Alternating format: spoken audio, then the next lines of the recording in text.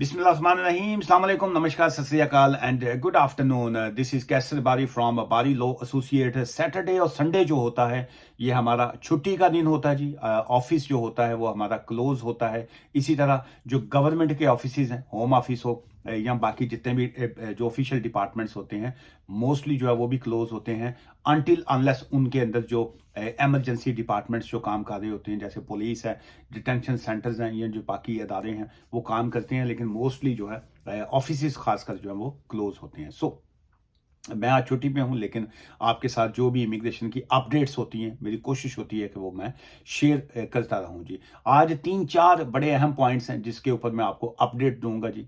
एक तो आईएचएस की जो फीस है उसकी फाइनल अपडेट जो है अनाउंसमेंट आ गई है जी, उस पर मैं बताएंगे जो इमिग्रेशन हेल्थ सरचार्ज जिसको कहा जाता है, एनएचएस जो है। फिर सेकंड ये है कि बहुत से जो लोग हैं इस वक्त स्टूडेंट वीजा पे, स्किल्ड वर्कर वीजा पे, केयर होम के वीजाज पे यूके में आ रहे हैं और उनको एयरपोर्ट के ऊपर उनके इंटरव्यूज जो हैं वो किए जा रहे हैं। सो ऐसा ये बात बताने का आपका मकसद ये नहीं है कि कल को आप नीचे कोई कमेंट्स करें कि जी कि मेरा तो इंटरव्यू नहीं हुआ। अगर आपका नहीं हुआ तो मैं उनकी बात कर रहा हूं जिनका इंटरव्यू हो रहे हैं जी। सो रैंडमली जो है वो किसी भी शख्स का जो है वहां पे एयरपोर्ट पे इंटरव्यू कर सकते हैं। जो इमिग्रेशन ऑफिसर होता है, जो यूके बॉर्डर एजेंसी का जो ऑफिसर, जिसने आपके डॉक्यूमेंट्स, जिसने आपका पासपोर्ट देखने के बाद स्टैंप करके आपको यूके में एंट्री देनी होती है, वो रैंडमली इंटरव्यू करते हैं। और जहां पे वो सेटिस्फाई ना हो, वो उनके पास लीगल राइट होता है कि वो आपका खड़े खलोते हैं तो वीजा जो है वो कैंसिल कर सकते हैं। So they have a legal पास जो है। इसमें ये लाजमी नहीं है कि जी कि आप जो है वो स्टूडेंट वीजे पे आ रहे हैं तो वो आपके खिलाफ हैं या आपकी स्किल्ड वर्कर वीजा पे हैं। So they can stop to anyone जो है। उस पर डिटेल में थोड़ा सा बात करेंगे। स्टूडेंट्स जो हैं खासकर आजकल उनके पास कोई ऑप्शन नहीं बचता, तो वो आजकल जो है वो असाइलम कर रहे हैं जी। और क्या उनकी क्या इश्यूज आ जाते हैं उस पर भी थोड़ा सा और बात करेंगे। और ये जो बहुत से लोग जो डिटेन हो जाते हैं, डिटेंशन सेंटर में जाते हैं, तो वो वहां पे उनके पास कोई ऑप्शन बचता नहीं है कि जी असी हुन बाहर किवें आना है। सो वो वहां पे असाइलम कर देते हैं। तो क्या उनके पास यही एक ऑप्शन है कि वो असाइलम करके ही बाहर आ सकते हैं डिटेंशन सेंटर से? उस पर भी बात करेंगे। 4 पॉइंट्स हैं जी जिस पे हम बात करेंगे। स्टार्ट करते हैं। पहला पॉइंट जो है आईएचएस की फीस जो है। इमिग्रेशन हेल्थ सरचार्ज जो है वो एनएचएस के अंडर आते हैं। नेशनल हेल्थ सर्विस जो इनका यूके का डिपार्टमेंट है, उन्होंने आपसे एक फीस एक चार्ज करनी होती है आपको ये सर्विस प्रोवाइड करने के लिए। इस वक्त सबसे ज्यादा जो बिग फीस जिसको कहेंगे वो आईएचएस की ही फीस आती है। केयर होम के वीजाज में ये फीस नहीं है। सो फार वो एग्जेम्प्टेड हैं, वहां पे आपको फीस नहीं देनी पड़ती। लेकिन बाकी जौन सा भी आप वीजा अप्लाई करते हैं, अपना करते हैं या डिपेंडेंट्स का अप्लाई करते हैं, वहां पे आपने आईएचएस की फीस आपको देना लाजमी होता है, चाहे वो कोई सा भी वीजा हो। सवाए 6 मंथ के विजिटर वीजा के अलावा जो है तमाम केसेस में आईएचएस की फीस होती है। ये तो आ गया जी पहला पॉइंट। अब इसकी अनाउंसमेंट आई थी कि जी के दिसंबर के बाद जो है हम जनवरी से आईएचएस की फीस को जो है वो बढ़ा दिया जाएगा। लेकिन चूंकि एक फाइनल स्टेज आती है पार्लियामेंट की जानिब से, जिस वक्त जो कानून है वो पास हो जाता है और वो एप्लीकेबल किया जाता है। उसमें जो इनिशियल स्टेज पे डेट आई थी वो कहा यही गया था कि जनवरी से जो है वो लागू होगा। फिर वो जनवरी में ना हो सका, फिर उसकी एक अनाउंसमेंट आ गई। चूंकि एवरेज फाइनल स्टेज और साइनिंग की जो होती है उसमें अराउंड 21 डेज जो है वो लग जाते हैं। हम ये एक्सपेक्ट कर रहे थे और जो अनाउंसमेंट्स आई थी फाइनल जो नहीं थी वो थी 16 जनवरी जो है कि जी डेट एक आई थी कि जी के 16 जनवरी के बाद जितनी भी एप्लीकेशन जाएंगी उनकी आईएचएस की फीस होगी। लेकिन वो उस वक्त तक भी साइनिंग जो अथॉरिटी थी पार्लियामेंट की जो है वो नहीं हुई थी उस वक्त तक।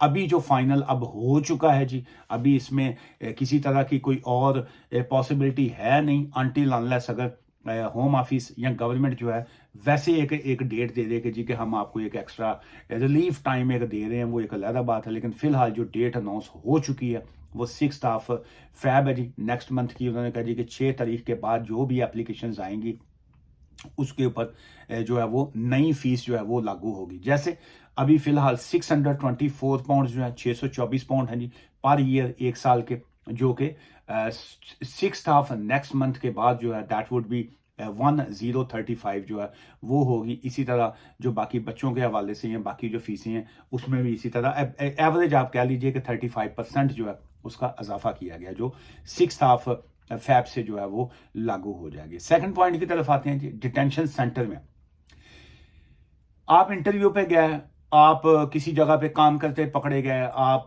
किसी जगह पे रेड हुई, वहां पे इमिग्रेशन इन्फोर्समेंट ने आपको अरेस्ट कर लिया, आप वहां पे रिपोर्टिंग पे गए एज असाइलम सीकर हैं आप, या किसी और वजह से आप रिपोर्टिंग पे थे और आपको अल्टीमेट जो है वो डिटेंशन सेंटर में आपको डिटेन कर दिया गया, और अब जो है आप कहते हैं कि जी कि मेरे पास तो अब ऑप्शन ही कोई नहीं है, बाहर कैसे हैं। बहुत से लोग वकील जो हैं वो आपको एक ही पॉइंट देते हैं, तो असाइलम कर दे, असाइलम करेगा तो तुझे छोड़ेंगे, इसके अलावा कोई और ऑप्शन नहीं है।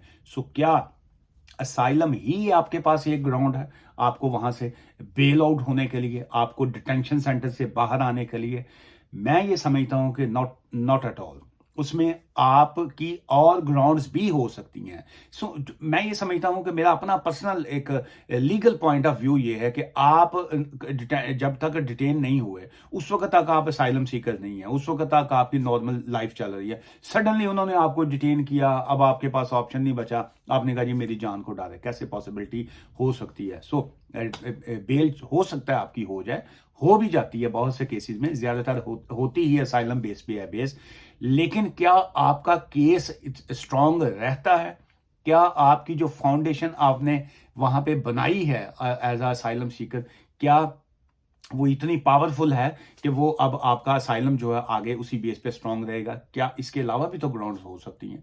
सो क्या अगर आपकी मेडिकल की कंडीशन ऐसी है, क्या आपकी हेल्थ ऐसी आपको इजाजत नहीं दे रही, सो उसमें भी एक, बल्कि एक अभी एक केस लॉ जो है वो आया है, उसमें नॉर्मली होता क्या था कि एक शख्स ने अगर एप्लीकेशन दी कि जी मैं बीमार हूं, मैं सिक हूं, मुझे ये प्रॉब्लम है, ये मेरे मेडिकल के इश्यूज हैं, ये मेरा डॉक्टर का रिकॉर्ड है, ये मेरा एनएचएस का, कोई ना कोई वो एप्लीकेशन जब मेडिकल बेस पे देते थे तो डिटेंशन सेंटर वाले या होम ऑफिस वाले वो उसकी सेकंड ओपिनियन लेते थे। नहीं जी नहीं, असी नहीं मननी ਤੁਹਾਡੀ ਗੱਲ, हम हमारा अपना डॉक्टर है, या हम अपनी जो एक्सपर्ट्स की लीगल ओपिनियन लेंगे तो फिर हम आपको बेल आउट करेंगे।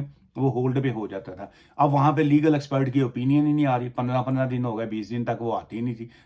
सो उसको चैलेंज किया गया, हाई कोर्ट में चैलेंज हुआ, हाई कोर्ट के ऑनरेबल जजेस ने फैसला किया, भाजी है की गल है, जो वो रिपोर्ट आपको दे रहे हैं वो भी आप ही के कंट्री के डॉक्टर हैं, वो भी एनएचएस के अंडर काम कर रहे हैं। सो ये क्या कंट्राडिक्शन है कि आप होम ऑफिस आप अपने डॉक्टर की, को डॉक्टर चंद तो आए ने, या जिस डॉक्टर की आपने रिपोर्ट लेनी है वो कोई वक्री टाइप का है, और जो जिसकी वो रिपोर्ट दे रहे हैं वो कोई जो है वो कोई डिफरेंट मखलूक है, वो भी खुदाई दोनों मखलूकें हैं। सो इसलिए किसी ने अगर मेडिकल रिपोर्ट दे दी, वो यूके बेस्ड अगर डॉक्टर है, वो चाहे एनएचएस के अंडर काम कर रहा है, चाहे वो प्राइवेट प्रैक्टिशनर है, कोई भी है आपके अंदर ये, सो आपको सेकंड ओपिनियन या एक्सपर्ट की ओपिनियन की तो कोई लोड़ नहीं है, तो बाज आइए। सो मैं ये समझता हूँ हाई कोर्ट का ये बड़ा जबरदस्त जो है अभी फैसला आया है। उन्होंने कहा जी आप मेडिकल अपनी रिपोर्ट दें, और होम ऑफिस को उन्होंने तंबीह की है कि you don't need to take a second legal opinion, अगर उनकी कंडीशन मेडिकल ऐसी है तो इनको बेल आउट करें। सो एक तो अब इसमें यह आ गया कि आपको लाजमी नहीं है कि आप असाइलम के ऊपर ही असाइलम करके ही बेल आप करवाएं। आप मेडिकल आपकी एक ग्राउंड है नंबर 1।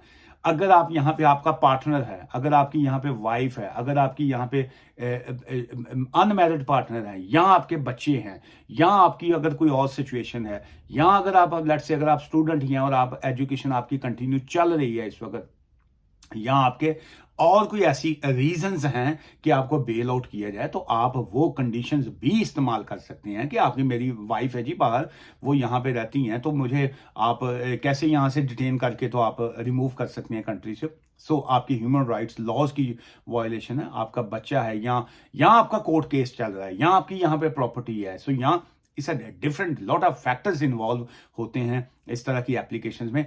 एक कोई फैक्टर नहीं है कि जी के मेरी जी जान नो डाले जी मैंने असाइलम असाइलम असाइलम असाइलम, एक ही चीज, जिसको पूछो सब तो आसान रास्ता, ओके अज अपना हांडी जी की पाना जी, कुछ नहीं पाना जी, आज आलू पा लो, वो हर चीज में आलू कई डालते हैं ना। सो इस तरह हर केस में आप असाइलम जो है वो नहीं डाल सकते हैं जी। ये सेकंड पॉइंट जो मैं जिसमें मैं बात करना चाह रहा था। सो इसलिए बेल जो है ये कुड भी ऑन आपकी मेडिकल ग्राउंड पे हो सकती है, आपकी किसी भी ग्राउंड के ऊपर आप उसको अप्लाई बिल्कुल आपको करनी चाहिए। अब आते हैं जी आज के इस जो टॉक शो है उसकी लास्ट मोस्ट इंपॉर्टेंट मैं समझता हूं पार्ट पे डिस्कस करने के लिए। स्टूडेंट जो हैं इस वक्त यहाँ पे, या जो ये जो पहला तो मैं पॉइंट आपको बताता जाऊँ, बल्कि मेरी कल भी किसी के साथ मेरी लीगल एडवाइस का सेशन था, तो वो सीजनल वर्कर वीज़ा के ऊपर जो थे वो थे यहाँ पे, और उनको किसी ने कहा जी कि आप का राइट बनता है और फलां है, ये है, वो है, फलां, तो आप स्किल्ड वर्कर वीज़ा पे भी जा सकते हैं, आप असाइलम भी कर सकते हैं, आप फलां फलां कर सकते हैं। किसी वकील ने पता नहीं एडवाइस किया था उनको। सो मैं किसी पे कमेंट्स नहीं करता होता हूँ, ना ही मुझे कोई आदत है, और ना ही मैंने, मेरे जितने भी लोग मुझसे एडवाइस लेते हैं, मैंने कभी किसी को नहीं ये कहा कि आप केस मेरे से ही करवाएं। मैं कहता हूँ जितों मर्जी भाजी करवाओ, ताकि मेरा काम है कि जो मुझसे आपने ईमानदारी से चीज़ पूछी है, मैं वो आपको ईमानदारी से जवाब दे के मैं फारग हूँ। अगर आप सीजनल वर्कर वीज़ा पे हैं, अगर आप विजिटर वीज़ा के ऊपर हैं, ये 2 वीज़ास हैं, या आप शॉर्ट स्टडी वीज़ा के ऊपर हैं, आप स्किल्ड वर्कर वीज़ा के ऊपर शिफ्ट स्विच नहीं कर सकते हैं, नंबर 1 तो। अब दूसरी बात आ गई, आप विजिटर वीज़ा पे हैं, आप सीजनल वर्कर वीज़ा पे हैं, आप केयर होम के वीज़ा पे हैं, आप स्टूडेंट वीज़ा पे हैं, आप किसी भी वीज़ा पे हैं, किसी भी वीज़ा पे हैं, या आप किसी भी वीज़ा पे नहीं हैं, तो क्या आप असाइलम कर सकते हैं? असाइलम कोई कोई केस नहीं है कि जैसे आपने स्टूडेंट का वीज़ा अप्लाई किया तो आपने उसके पॉइंट्स पूरे करने हैं, या आपने स्किल्ड वर्कर वीज़ा लिया तो आपने कॉस्ट लिया तो फिर आपने जो है वो स्किल्ड वर्कर वीज़ा अप्लाई करना है। असाइलम का कोई क्राइटेरिया नहीं है। असाइलम का मतलब ये है कि अब आप बैक होम उस कंट्री में नहीं जा सकते हैं जहां से आप आए हैं, आपकी जान को डर है। इसलिए असाइलम, कई लोग अक्सर पूछते हैं अपॉइंटमेंट बना के या वीडियोस पे भी, मैं विजिटर हाँ जी तो मैं असाइलम कर सकना भाई जान, तुसी जो मर्जी कर सकते हो तुसी इत्थे। सो इसलिए ये थोड़ी है कि जी आप असाइलम नहीं कर सकते हैं, कर सकते हैं, लेकिन क्या आपके पास कोई सॉलिड वजह है कि जी एवं यही वजह है कि जी आपने वापस नहीं जाना जी, यूके बड़ा जबरदस्त है जी, इतने मीमा भी नजर आउंदियां ने ते पाउंड भी नजर आते हैं, तो इसलिए हम इसलिए नहीं जाना वापस, ये कोई ग्राउंड नहीं।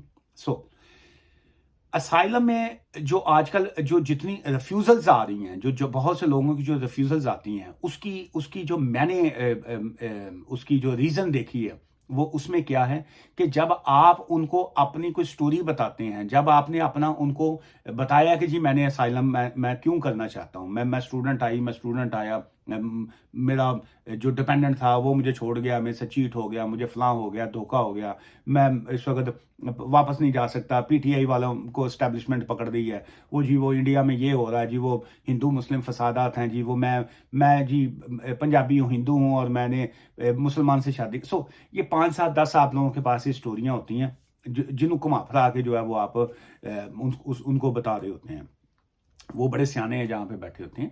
सो टेक्निकली होता क्या है, बहुत से लोग जो हैं वो नीम हकीम खतरा जान, वो नलायक लोगों के पास जाके या अपनी क्रेडिबिलिटी या बाकी चीज़ों को प्रॉपर तरीके से वो एक्सप्लेन नहीं कर पाते हैं। सो असाइलम हो या कोई भी एप्लीकेशन हो, मैं ये समझता हूँ it's not a straight forward until unless आपकी उसमें ग्रिप नहीं है, आपको उसकी समझ नहीं है, आपको बिल्कुल जो है वो उसमें जंप या छलांग नहीं लगानी चाहिए। असाइलम केसेस की जो ज़्यादातर रिफ्यूजल्स आती हैं, वो वहाँ पे आती है जहाँ पे आपकी क्रेडिबिलिटी जो होती है वो डैमेज हुई होती है। उन्होंने पूछा आपका क्या है जी, आप असाइलम क्यों कर रहे हैं आप? मैं स्टूडेंट आया, मैं पढ़ने के लिए आया, मैं उसके बाद ये हो गया, पीछे से मेरी फैमिली का ये प्रॉब्लम आ गया, हमें सियासी तौर पे फलां कर दिया गया, हमें रिलीजियस तौर पे फलां कर दिया गया, मैं यहाँ पे आया, मेरी एक इंडियन लड़की से दोस्ती हो गई है, मैं मुसलमान हूँ जी, मेरा फलां हो गया, अच्छा जी मैं अब यहाँ पे ऐसे हूँ जी, मैंने उसके बाद मेरे एक लड़के से दोस्ती हो गई, मैं जी उसके बाद मेरा गे वाला स्टाइल बन गया जी, मैंने फलां हो गया, अच्छा जी मैंने यहाँ पे सोशल ग्रुप से तल्लक हो गया, मैंने शराब पीनी शुरू कर दी।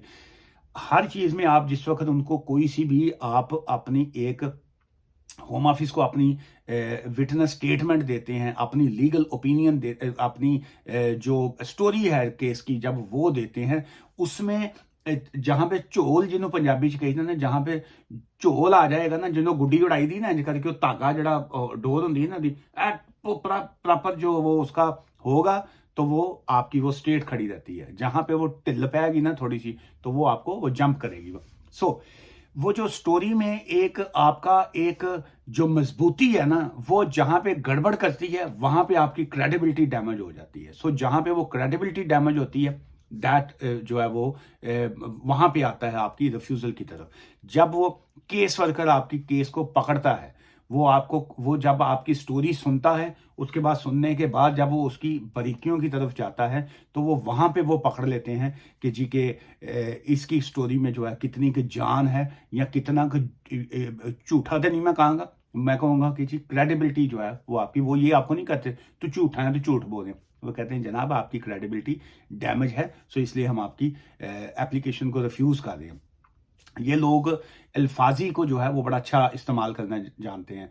वो अपने पासे पंजाब वाले पासे या उधर किसी को कहिए ना, कोई अगर ब्लाइंड है या कुछ और ऐसा शख्स है, तो आप किसी को कहोगे ना ओए अन्ने यहाँ गल सुन, तो वो माइंड करेगा, गुस्सा करेगा। जब आप वहाँ पे अक्सर लोग दूसरे को कहते हैं हाफिज़ साहब जरा गल तो सुनो, सो वो आ जाता है, तमीज़ के दायरे में आ जाता है।